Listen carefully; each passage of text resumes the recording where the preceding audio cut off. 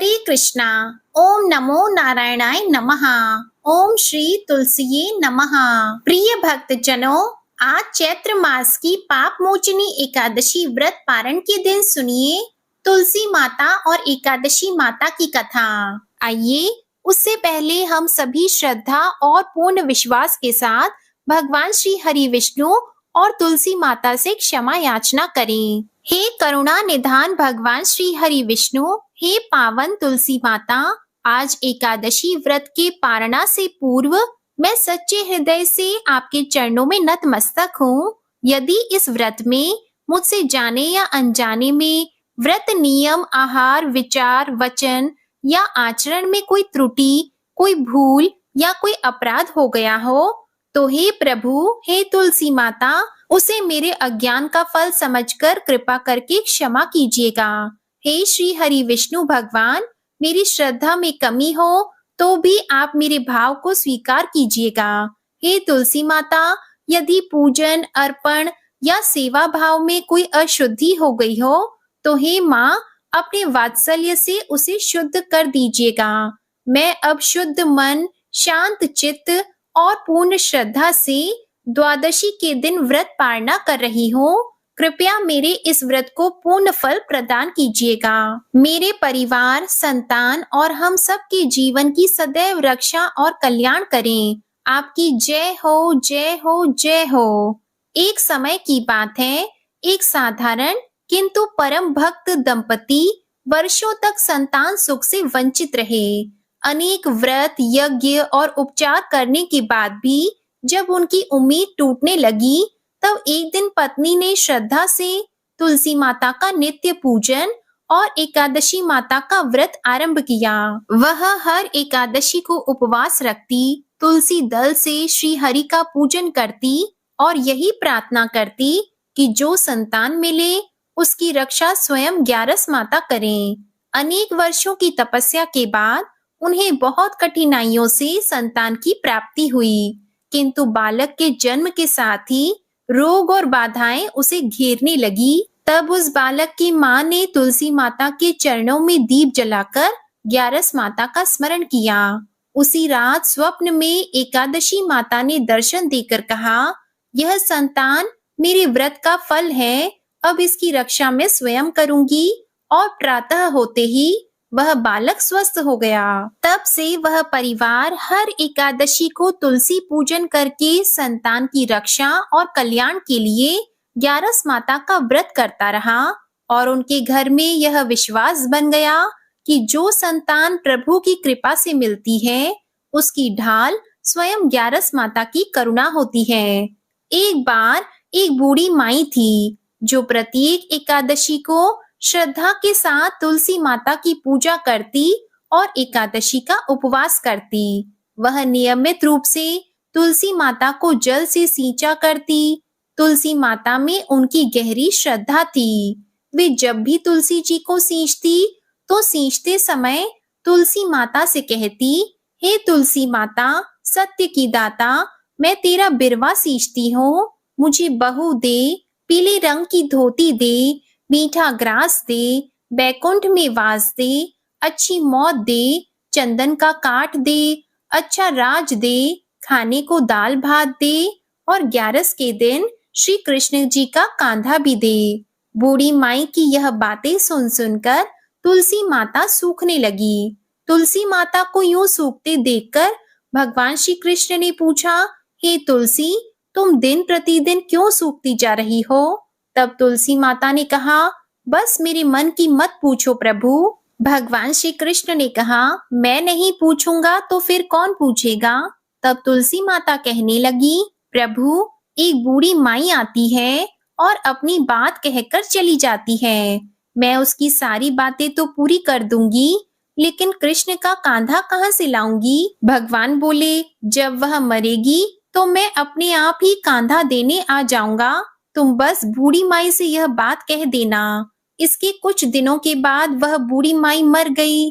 बूढ़ी माई के मरने पर सारा गांव इकट्ठा हो गया और गांव वाले जब उनका अंतिम संस्कार करने के लिए उन्हें अर्थी सहित उठाने लगे तो वह बहुत भारी हो गई, जिस कारण उनकी अर्थी तस से मस नहीं हुई। सभी बोले ये तो बहुत ही संस्कारी थी, बहुत पूजा पाठ करती थी, कोई पाप नहीं किया, फिर यह इतनी भारी कैसे हो गई। तभी वहां पर बूढ़े ब्राह्मण के वेश में भगवान श्री कृष्ण आए और कहने लगे, भाइयों यह भीड़ कैसी है।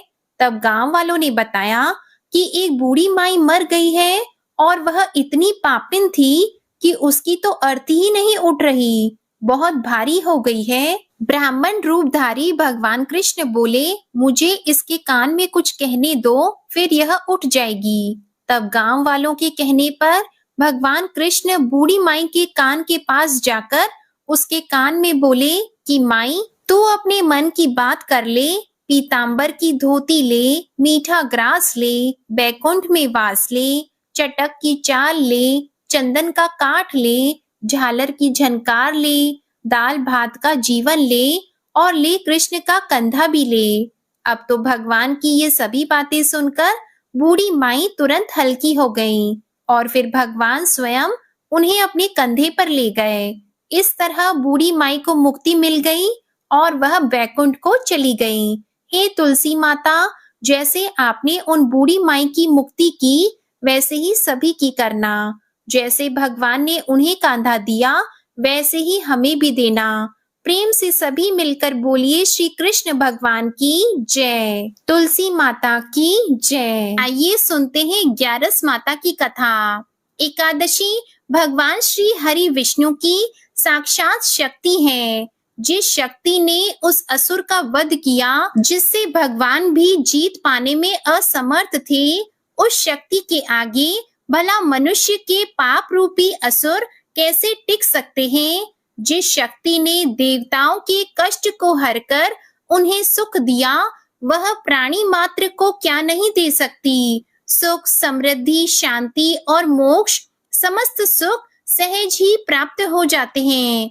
प्रिय भक्त जनों, 11 माता की भक्ति में इतनी शक्ति है कि जिसके प्रभाव से मनुष्य को सहज ही सभी प्रकार के सुख प्राप्त होते हैं और अंत समय में मोक्ष की प्राप्ति होती है। 11 माता की कथा के अनुसार सत्य युग में मुर नामक एक भयंकर दैत्य था।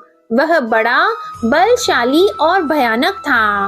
उस भयानक और प्रचंड शक्तिशाली दैत्य ने इंद्र, आदित्य, वसु, वायु, अग्नि आदि समस्त देवताओं को पराजित करके स्वर्ग से भगा दिया।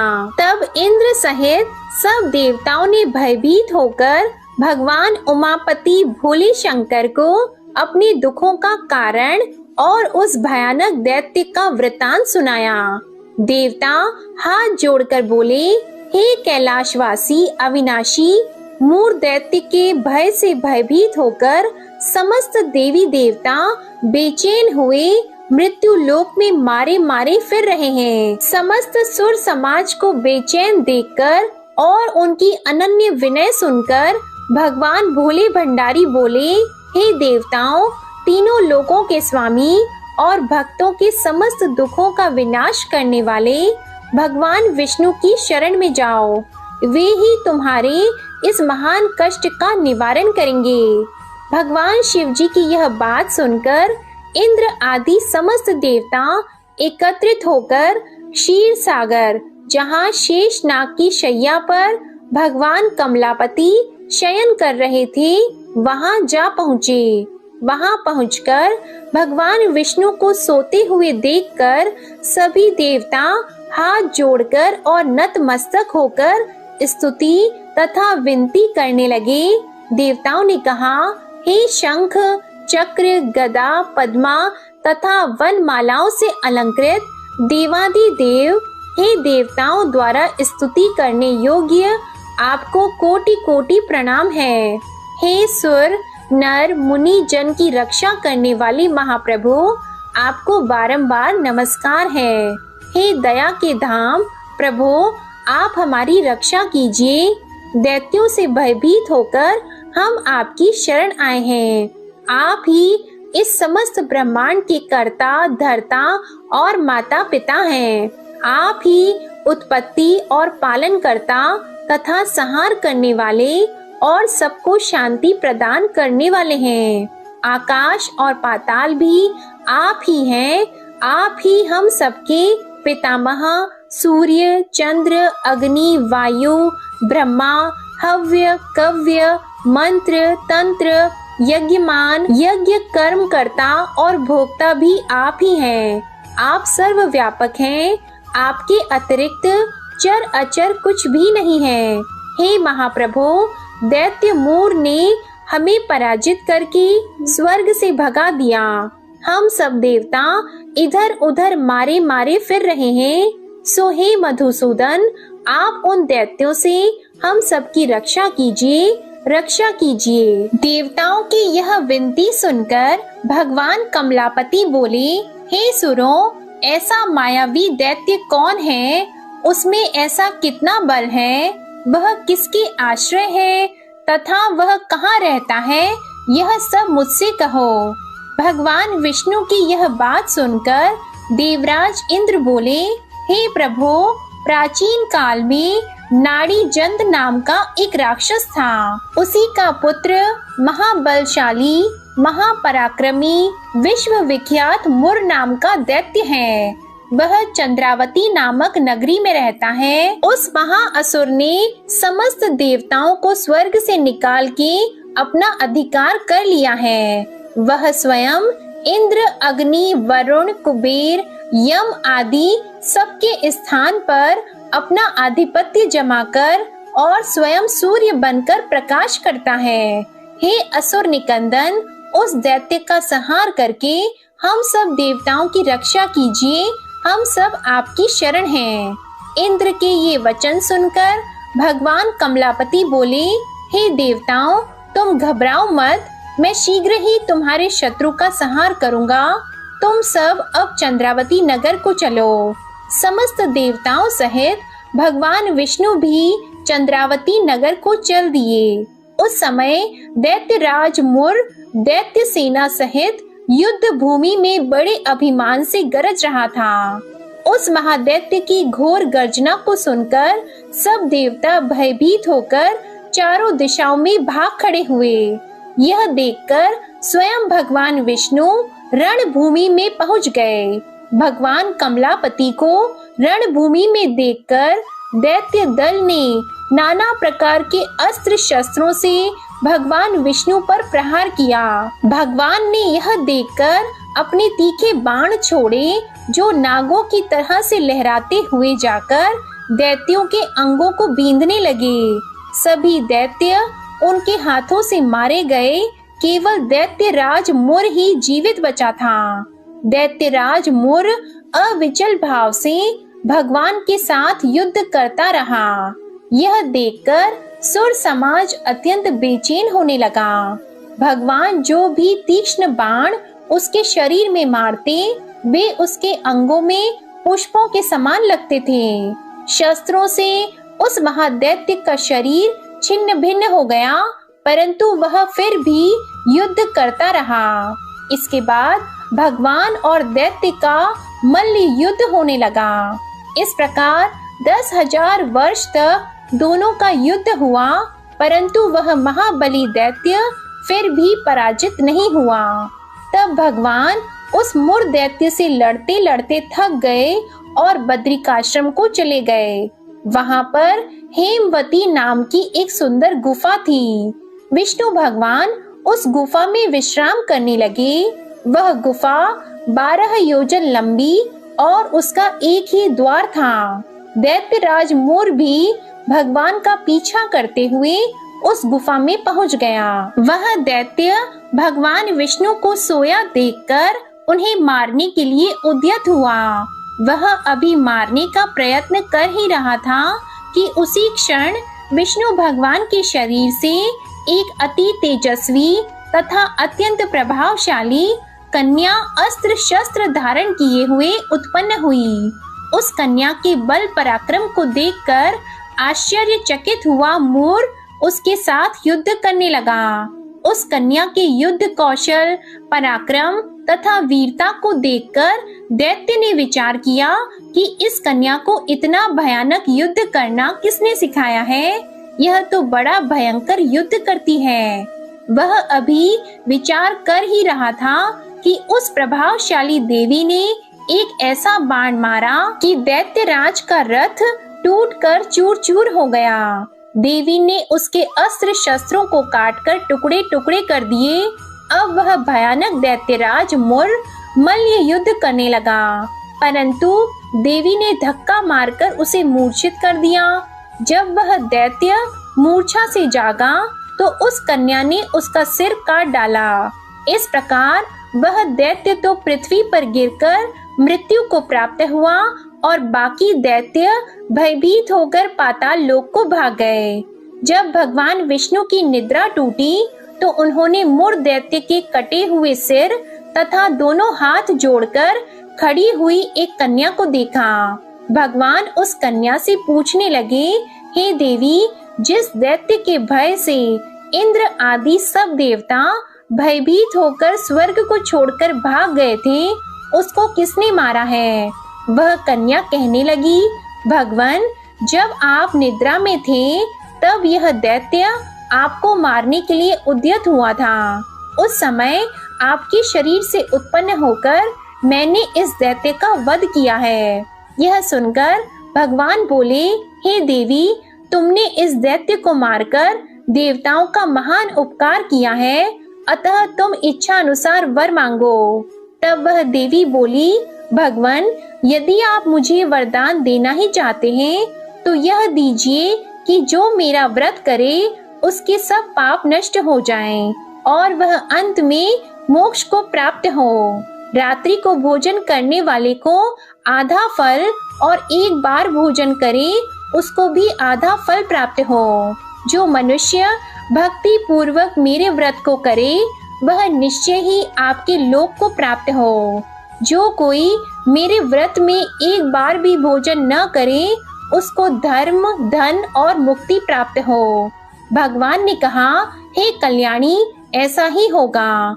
मेरे और तुम्हारे भक्त एक ही होंगे और वे जीवन में सभी सुखों को प्राप्त करेंगे तथा अंत में मेरे लोक को प्राप्त होंगे। क्योंकि तुम एकादशी को उत्पन्न हुई हो, अतः तुम्हारा नाम एकादशी होगा। तुम मुझे सब तिथियों से प्रिय हो, इस कारण तुम्हारे व्रत का फल सभी तीर्थों से अधिक फलदायी होगा।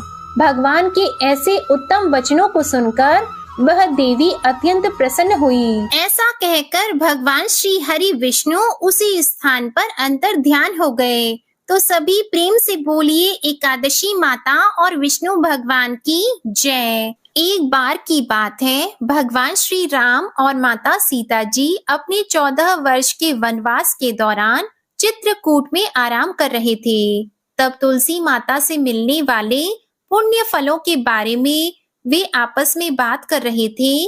बातों ही बातों में माता सीता जी के मन में कुछ प्रश्न उठे तो उन्होंने भगवान श्री राम से कहा, हे प्रभु, मेरे मन में कुछ प्रश्न उठ रहे हैं जिनके उत्तर जानने के लिए मेरा मन बेचैन हो रहा है।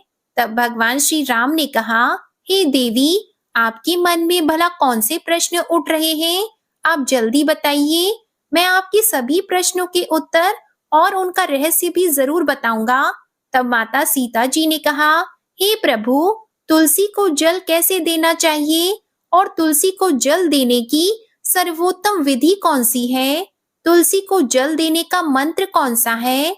तब भगवान श्री राम देवी सीता से कहने लगे, हे देवी, तुलसी जी में जल अर्पित करते समय ये 3 शब्द कहें जिससे गरीबी दूर हो जाएगी। एक बार माता सीता ने भगवान श्री राम से तुलसी जी को जल देने के महत्व के बारे में पूछा तो भगवान ने उन्हें उसका महत्व सुनाया। तब आगे माता सीता जी ने कहा, हे स्वामी, आपने मुझे तुलसी जी को जल देने का महत्व तो बता दिया, परंतु अब मेरे मन में यह जानने की जिज्ञासा हो रही है कि तुलसी को जल कैसे देना चाहिए, जल की सर्वोत्तम विधि कौन सी है, जल देने का मंत्र कौन सा है? कृपया आप मुझे इन सभी प्रश्नों का उत्तर दीजिए। तब भगवान श्री राम ने माता सीता जी से कहा, हे प्रिय, जिस प्रकार से मैंने तुम्हें तुलसी का महात्म्य सुनाया है, उसी प्रकार से तुलसी को जल देते समय बोले जाने वाले मंत्र का भी बड़ा महत्व है। यह मंत्र केवल 3 शब्दों का है, परंतु इसका प्रभाव बहुत ही चमत्कारी है। जो भी मनुष्य नित्य तुलसी को जल देते समय अपने मुख से केवल यह 3 शब्द बोल देता है, तो साक्षात माँ लक्ष्मी उसके घर में प्रवेश करती है और उसकी दरिद्रता दूर करती है, उसे धन धान्य की प्राप्ति होती है। देवी, उस मंत्र को बताने से पहले मैं आपको तुलसी के इस मंत्र का महत्व भी बताता हूँ। इस महात्म्य को सुन लेने मात्र से ही मनुष्य के समस्त पाप नष्ट हो जाते हैं और उसे कई वर्षों तक तुलसी को जल देने का पुण्य भी प्राप्त होता है। इसलिए हे देवी, आप भी इस कथा को ध्यान पूर्वक जरूर सुनिएगा। तब माता सीता जी ने कहा, हे प्रभु, मैं तो इस कथा को पूरा अवश्य सुनूंगी। कृपया अब आप मुझे तुलसी के मंत्र का महात्म्य सुनाइए। तब भगवान श्री राम कहने लगे, हे देवी, एक समय दक्षिण दिशा में एक अत्यंत शोभायमान नगरी थी। उस नगरी में सुरेश नाम का एक खोटी बुद्धि का ब्राह्मण रहता था और वह पापियों का तो शिरोमणि ही था, सरदार ही था। उसका जन्म एक ऐसे ब्राह्मण परिवार में हुआ था जो पाप कर्म करने वाले और शास्त्र ज्ञान से शून्य थे।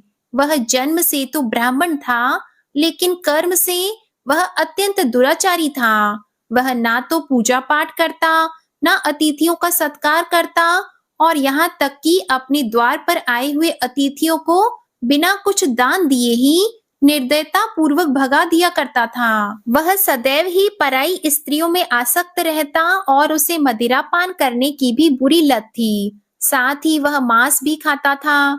वह दिन में खेतों में काम करके पत्ते बेचकर जीविका चलाता, रात में व्यभिचार करता था। इस प्रकार से उस ब्राह्मण ने अनेक वर्षों तक जीवन बिताया। फिर एक दिन वह दुर्बुद्धि बेचने के लिए पत्ते इकट्ठे करने के लिए एक ऋषि के आश्रम के आसपास घूमने लगा और वहां लगे हुए पेड़ों से पत्ते तोड़ने लगा। तो वहीं पर एक काल रूपधारी काले भयानक सर्प ने उस ब्राह्मण को काट लिया और उसी समय उसकी मृत्यु हो गई। तब उसके बाद 2 यमदूत उसे लेने के लिए उस स्थान पर प्रकट हो गए और उसे उठाकर यमलोक ले जाने लगे। मार्ग में वह यमदूतों के सामने बहुत करुण विलाप करने लगा और बोला, हे दूतों, मुझे कहाँ लेकर जा रहे हो? मुझे छोड़ दो। लेकिन यमदूत उसे यह कहकर घसीटते हुए ले जा रहे थे कि अरे दुष्ट ब्राह्मण, तेरे पाप कर्मों के कारण तुझे सांप ने डस लिया है। अब तो यमराज जी तुझे अवश्य घोर नरक में डाल देंगे। फिर यम के दूत उस ब्राह्मण को लेकर यमलोक पहुंच गए और यमराज जी के सामने खड़े हो गए। तब चित्रगुप्त महाराज जी उस ब्राह्मण का लेखा जोखा निकालकर यमराज जी से कहने लगे, हे धर्मराज, इस ब्राह्मण ने बचपन से लेकर मृत्यु तक पाप ही पाप किए हैं। अपने पूरे जीवन तो इसने कोई पुण्य काम ही नहीं किया। तब धर्मराज जी अपने दूतों से कहते हैं, हे दूतों, इस घोर पाप करने वाले ब्राह्मण को उठाकर ले जाओ और इसे नरक में डाल दो। फिर यम के दूत उस पंडित को लेकर नरक की भयंकर अग्नि में धकेल देते हैं। तो अनेक वर्षों तक नरक में सजा भुगतने के बाद उस ब्राह्मण को अपने दूसरे जन्म में एक बैल का शरीर मिला। बैल का जन्म पाकर वह बोझ उठाने का काम करने लगा। उसका मालिक उससे दिन रात काम करवाने लगा। फिर जब उस बैल की शक्ति कम हो गई तो उसके मालिक ने उसे एक लंगड़े आदमी को बेच दिया। तो उस लंगड़े आदमी ने उस बैल को खुद का बोझ उठाने के काम में उपयोग करना शुरू कर दिया। वह उसकी पीठ पर बैठकर दूर दूर घूमता था। इस प्रकार से उस बैल ने 10 वर्षों तक उस लंगड़े आदमी का बोझ उठाया। फिर एक दिन वह लंगड़ा आदमी उस बैल की पीठ पर बैठकर किसी ऊंचे पर्वत पर जा रहा था। उस पर्वत पर बहुत देर तक चढ़ाई करने के कारण वह बैल थक गया, उसकी शक्ति कम हो गई और वह बेहोश होकर जमीन पर गिर पड़ा और अंतिम सांसें लेने लगा। तो वहां पर खड़े लोगों को उस बैल पर बड़ी दया आ गई और वह उसके मुख में पानी डालने लगे। उन्हीं लोगों में एक पुण्यात्मा इंसान भी था। उसने उस बैल का कल्याण करने के लिए अपना समस्त पुण्य उस बैल को दे दिया। तो वहां पर खड़े हुए कुछ और लोगों ने भी अपने अपने पुण्य को उस बैल को समर्पित कर दिया। जब सभी लोग अपना अपना पुण्य उस बैल को समर्पित कर रहे थे, तो वहीं भीड़ में एक वेश्या भी खड़ी थी और यह सब देखकर उस वेश्या ने भी अपना पुण्य उस बैल को दे दिया। फिर कुछ ही क्षणों के बाद उस बैल की मृत्यु हो गई और फिर उस स्थान पर यमदूत आए और उस बैल के शरीर से उस ब्राह्मण की आत्मा को निकालकर यमलोक ले गए। यमलोक में ले जाकर उसे यमराज जी के सामने खड़ा कर दिया। फिर चित्रगुप्त महाराज जी ने उसका लेखा जोखा देखा तो आश्चर्य में पड़ गए, क्योंकि वेश्या के द्वारा दिया गया पुण्य सबसे अधिक बड़ा था और उस पुण्य के प्रभाव से उस ब्राह्मणी के सभी जन्मों के पाप नष्ट हो गए थे। फिर यमराज जी ने उस ब्राह्मण के सारे पाप क्षमा कर दिए और कहने लगे, हे ब्राह्मण, उस वेश्या ने तुझे अपना पुण्य देकर तुझ पर बड़ा उपकार किया है। केवल उसी के पुण्य के कारण तुम्हारे सब जन्मों के पाप नष्ट हो गए हैं। और फिर यमराज जी ने उसे एक बार फिर से मनुष्य योनि में जन्म प्रदान किया। इस बार उसे पृथ्वी पर एक उत्तम पंडित कुल में जन्म मिला। उस महापुण्य के प्रभाव से उसे इस नए जन्म में पूर्व जन्म की सारी बातें याद आने लगी। तो वह ब्राह्मण खड़ा हो गया और उसे याद आया कि पिछले जन्म में जब वह बैल था तो एक वेश्या ने मुझे अपने पुण्य दे दिए थे और उसके मन में उस वेश्या के बारे में जानने की इच्छा हो गई और उस महापुण्य के बारे में जानने के लिए वह उस वेश्या का पता लगाने के लिए ढूंढता हुआ उसके नगर में चला गया। तो वह वेश्या अब तक बूढ़ी हो गई थी। फिर जब उसे ढूंढने पर वह वेश्या मिल गई तो वह उसके सामने जाकर उसे बार बार प्रणाम करने लगा और उसका धन्यवाद करने लगा। तब वेश्या ने कहा, हे ब्राह्मण, आप कौन हैं और किस कारण आप मुझ वेश्या को धन्यवाद कर रहे हैं? मैंने आपका कौन सा कार्य किया है कि आप मुझे बार बार धन्यवाद दे रहे हैं? तो वह ब्राह्मण कहने लगा, हे माता, मैं वही बैल हूँ जिसे तुमने अपना पुण्य दे डाला था। अपने पाप कर्मों के कारण मुझे पिछले जन्म में बैल का जन्म मिला था और उस पर्वत पर जब मैं मर रहा था तो तुमने मुझे अपना पुण्य दान दिया था और तुम्हारे पुण्य के प्रभाव से ही आज मुझे फिर से मनुष्य जन्म मिला है। तुम्हारे द्वारा दिए गए उसी पुण्य के कारण मुझे अपने पूर्व जन्म की सारी बातें याद है। लेकिन हे माता, मैं आज यहाँ पर यह जानने के लिए आया हूँ कि आपने मुझे उस समय अपना कौन सा पुण्य दान दिया था जिस कारण से मेरे सभी जन्मों के पाप खत्म हो गए। मैं उसी पुण्य के बारे में जानना चाहता हूँ। ब्राह्मण की बात सुनकर वेश्या ने कहा, हे ब्राह्मण, मैंने तो अपने जीवन में कभी कोई पुण्य का काम ही नहीं किया, परंतु मेरे घर में एक तोता है जो पिंजरे में रहकर हमेशा कुछ बोलता रहता है और उसी को सुन सुनकर मेरी अंतरात्मा पवित्र हो गई है। उसी तोते के द्वारा बोले गए मंत्र का पुण्य मैंने तुम्हें दान में दे दिया था।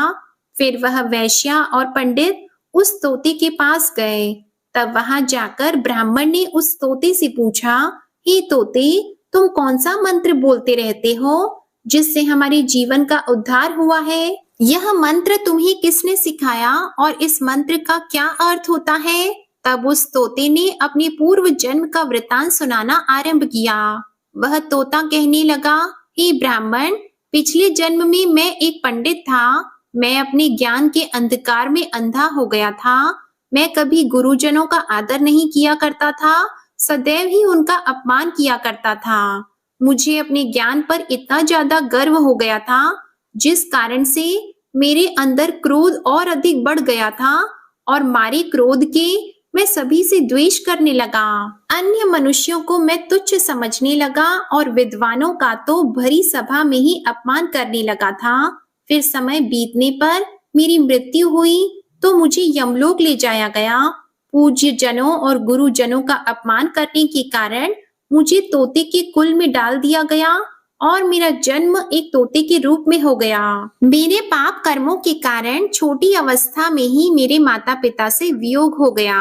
फिर मैं पेड़ की डाल पर बैठकर रो रहा था तो उसी स्थान से कुछ ऋषि जा रहे थे। उन्होंने मेरी दयनीय पुकार सुन ली और मुझे लेकर अपने आश्रम में चले गए। वहां उस आश्रम में उन्होंने मुझे एक सुंदर पिंजरे में रखा और मेरा बहुत अच्छी तरह से ख्याल रखा।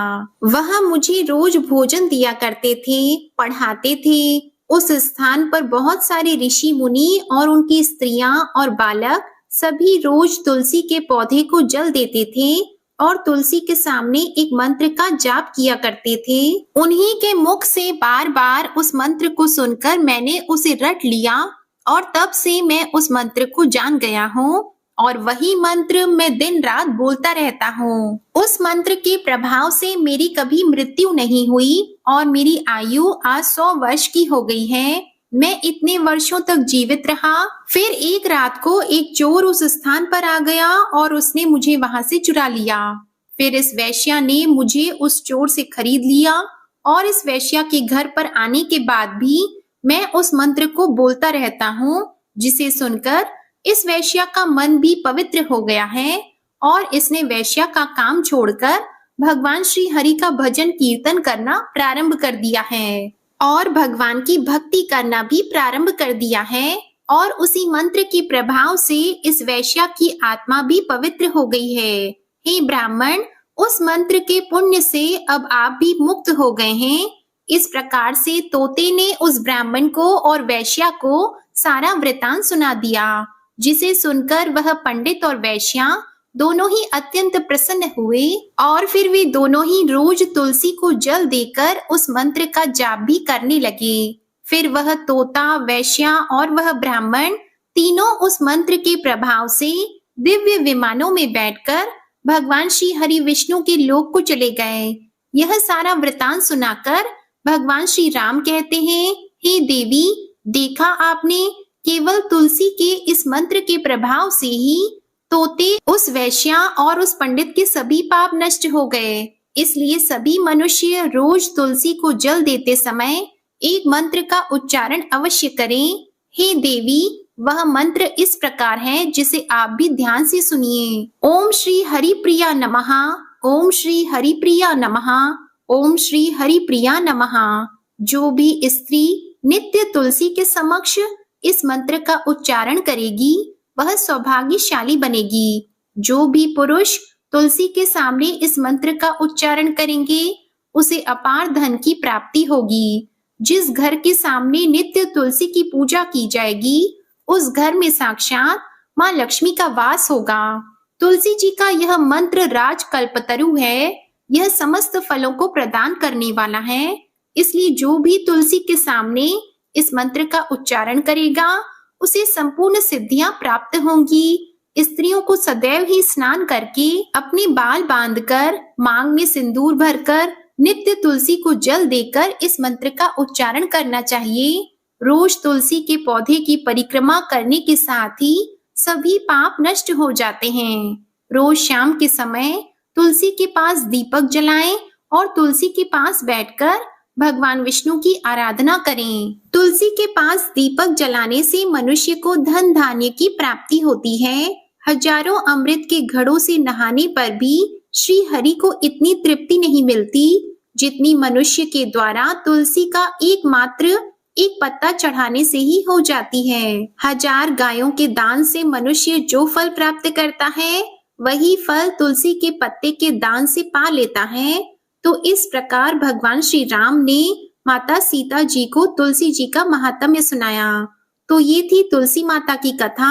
सभी मिलकर प्रेम से बोलिए तुलसी मैया की जय। श्री हरि विष्णु भगवान की जय। अब सुनिए पाप मोचनी एकादशी माता की कथा। एक बार युधिष्ठिर महाराज ने भगवान श्री कृष्ण से पूछा, हे माधव, फाल्गुन शुक्ल पक्ष की आमल की एकादशी का महात्म्य मैंने सुना। अब चैत्र कृष्ण पक्ष की एकादशी का क्या नाम है, यह बताने की कृपा कीजिए। तब भगवान श्री कृष्ण जी ने कहा, एक बार यही प्रश्न पृथ्वीपति मानधाता ने लोमश ऋषि से किया था। जो कुछ लोमश ऋषि ने राजा मानधाता को बताया था वही मैं तुमसे कहता हूँ। राजा मानधाता ने धर्म के गहरे रहस्यों के ज्ञाता महर्षि लोमश से पूछा, हे ऋषि श्रेष्ठ, मनुष्यों के पापों का मोचन किस प्रकार संभव है? कृपया कर कोई ऐसा सरल उपाय बताएं जिससे सहज ही पापों से छुटकारा मिल जाए। महर्षि लोमश ने कहा, हे राजन, चैत्र मास के कृष्ण पक्ष की एकादशी का नाम पाप मोचनी एकादशी है। मैं तुम्हें इस व्रत की कथा सुनाता हूँ, ध्यान पूर्वक श्रवण करो। प्राचीन समय में चैत्र रथ नामक एक वन था। उसमें अप्सराएं किन्नरों के साथ विहार किया करती थी। वहां सदैव वसंत का मौसम रहता था, अर्थात उस स्थान पर सदैव नाना प्रकार के पुष्प खिले रहते। कभी गंधर्व कन्याएं विहार किया करती, तो कभी स्वयं देवेंद्र अन्य देवताओं के साथ क्रीड़ा किया करते थे। उसी वन में मेधावी नाम के एक ऋषि भी तपस्या में लीन रहते।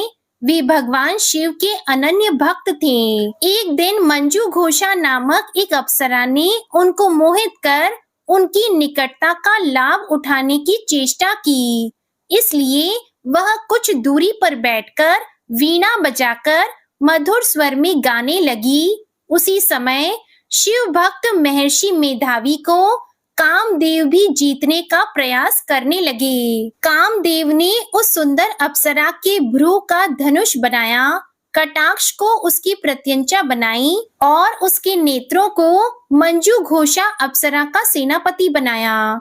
इस तरह कामदेव अपने शत्रु पर विजय प्राप्त करने के लिए तैयार थे।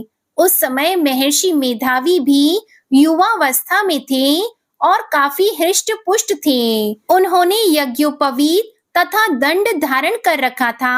महर्षि स्वयं दूसरे कामदेव के समान प्रतीत हो रहे थे। उस मुनि को देखकर कामदेव के वश में हुई मंजू घोषा ने धीरे धीरे मधुर वाणी में वीणा पर गायन आरंभ किया, तो महर्षि मेधावी भी मंजू घोषा के मधुर गायन पर तथा उसके सौंदर्य पर मोहित हो गए। वह अप्सरा मेधावी मुनि को कामदेव से पीड़ित जानकर उनसे आलिंगन करने लगी। महर्षि मेधावी उस अप्सरा के सौंदर्य पर मोहित होकर शिव रहस्य को भूल गए तथा काम के वशीभूत होकर उसके साथ रमण करने लगे। काम के वशीभूत होने के कारण मुनि को उस समय दिन रात का कुछ भी ज्ञान नहीं रहा तथा अत्यंत दीर्घ काल तक वे दोनों रमण करते रहे। इसके बाद मंजू घोषा उस मुनि से बोली, हे ऋषिवर, अब मुझे बहुत समय हो गया है, इसलिए स्वर्ग जाने की आज्ञा दीजिए। अप्सरा की बात सुनकर ऋषि ने कहा, हे मोहिनी, संध्या को तो आई हो, थोड़ा समय ठहरो, प्रातः होने पर चली जाना। ऋषि के ऐसे वचनों को सुनकर अप्सरा उनके साथ रमण करने लगी। इसी प्रकार दोनों ने साथ साथ बहुत लंबा समय व्यतीत किया। मंजू घोषा ने एक दिन ऋषि से कहा, हे विप्र, अब आप मुझे स्वर्ग जाने की आज्ञा दीजिए। तब मुनि ने पुनः वही कहा, हे रूपसी, अभी अधिक समय व्यतीत नहीं हुआ है, कुछ समय और ठहर जाओ। मुनि की बात सुनकर अप्सरा ने कहा, हे ऋषिवर, आपकी रात्रि तो बहुत लंबी है, आप स्वयं ही विचार कीजिए कि मुझे आपके पास आए कितना समय व्यतीत हो गया है। अब और अधिक समय तक ठहरना क्या उचित है? अप्सरा की बात सुनकर मुनि को समय का बोध हुआ और वह गंभीरता पूर्वक विचार करने लगे। जब उन्हें समय का ज्ञान हुआ कि उन्हें रमण करते 57 वर्ष व्यतीत हो चुके हैं, तो उस अप्सरा को वह काल का रूप समझने लगे।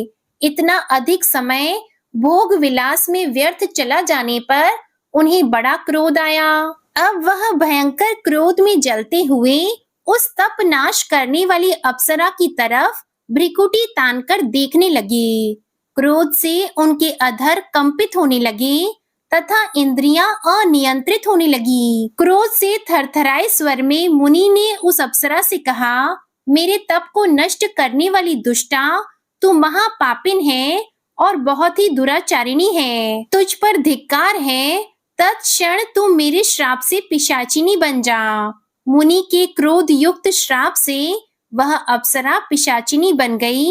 यह देखकर वह व्यथित होकर बोली, हे ऋषिवर, अब मुझ पर क्रोध त्याग कर प्रसन्न होइए और कृपया करके बताइए कि इस श्राप का निवारण किस प्रकार होगा। विद्वानों ने कहा है, साधुओं की संगत उत्तम फल देने वाली होती है और आपके साथ तो मेरे बहुत वर्ष व्यतीत हुए हैं, अतः अब आप मुझ पर प्रसन्न हो जाइए, अन्यथा लोग कहेंगे कि एक पूर्ण आत्मा के साथ रहने पर मंजू घोषा को पिशाचिनी बनना पड़ा। मंजू घोषा की बात सुनकर मुनि को अपने क्रोध पर अत्यंत ग्लानि हुई, साथ ही अपनी अपकीर्ति का भय भी हुआ। अतः पिशाचिनी बनी मंजू घोषा से मुनि ने कहा, तूने मेरा बड़ा बुरा किया है, किंतु फिर भी मैं तुझे इस श्राप से मुक्ति का उपाय बताता हूँ। चैत्र मास के कृष्ण पक्ष की जो एकादशी है, उसका नाम पाप मोचनी है। उस एकादशी का उपवास करने से तेरी पिशाचिनी की देह से मुक्ति हो जाएगी। ऐसा कहकर मुनि ने उसको व्रत का सब विधान समझा दिया। तदुपरांत अपने पापों का प्रायश्चित करने हेतु वह अपने पिता च्यवन ऋषि के पास गए।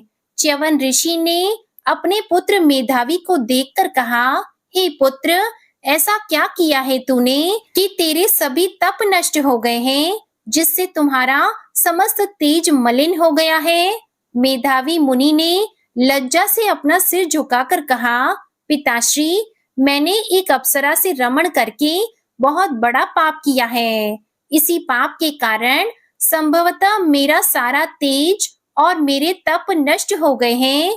कृपया करके आप इस पाप से छूटने का उपाय बताइए। ऋषि ने कहा, हे पुत्र, तुम चैत्र माह के कृष्ण पक्ष की पाप मोचिनी एकादशी का विधि तथा भक्ति पूर्वक उपवास करो, इससे तुम्हारे सभी पाप नष्ट हो जाएंगे। अपने पिता च्यवन ऋषि के वचनों को सुनकर मेधावी मुनि ने पाप मोचनी एकादशी का विधि पूर्वक व्रत किया। उसके प्रभाव से उनके सभी पाप नष्ट हो गए।